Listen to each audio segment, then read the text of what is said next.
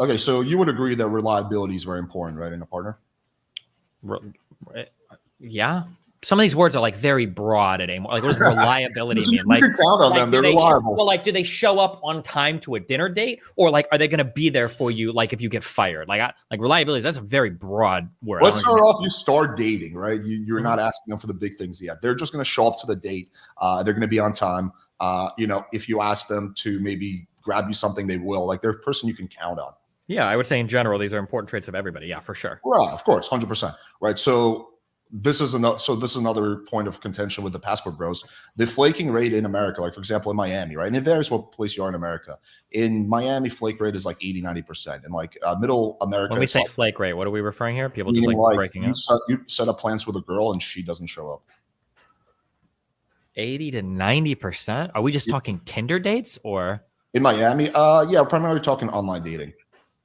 But we can go outside of online dating and just go to like regular dating. It's not going to be as high, but it'll still be high.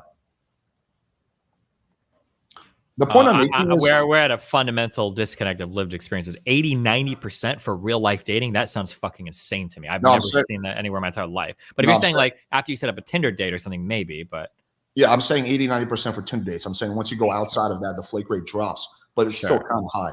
Maybe it drops down to 50% in Miami. Okay.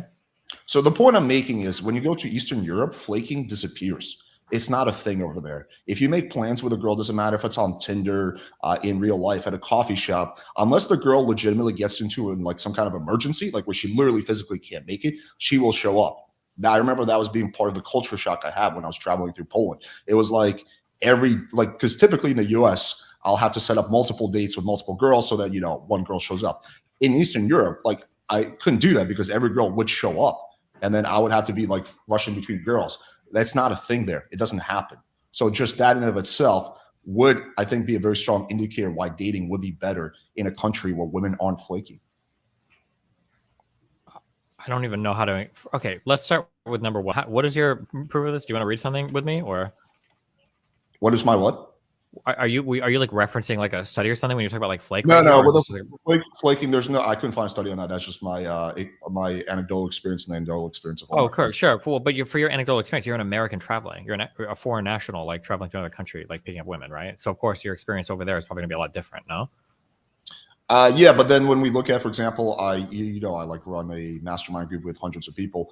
When I look at, like, for example, the Eastern Europeans who live in Eastern Europe, like the Polish guys who live in Poland, their experiences aren't that different than mine when it comes to women over there. Like when I'm coaching, for example, a guy who lives in Poland, right? And like I start I might start talking about flaking, like, yeah, in order to get the girl not to flake, he's like, wait, what? No, we don't do that here, right? Like they don't fucking have it over there. It's not a thing. It's very rare at the very least. I don't know if I believe that. But I mean, I don't know what else I could. That just sounds highly implausible to me. But I don't know. I can't. You don't believe that women are less flaky in Eastern Europe than they are in the US? When it comes to like Tinder dating and stuff, I don't think so. No. Let's start off with just Tinder dating. Yeah, I don't even know how much Tinder is used like in Poland or whatever. I have no idea. Is that even an app they use over there? Yeah. It's used in pretty much every like major country. But I also don't know how much flaking is coming to the United States.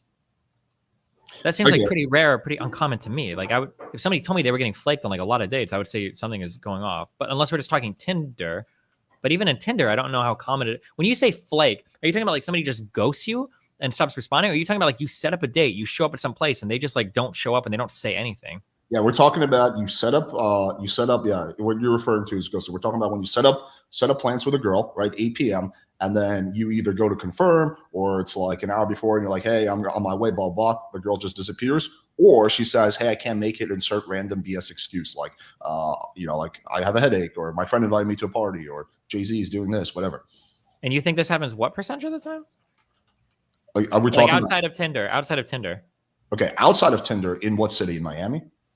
Sure. Because it's going to be very different in Miami than this. We'll say average for America, I guess. Then.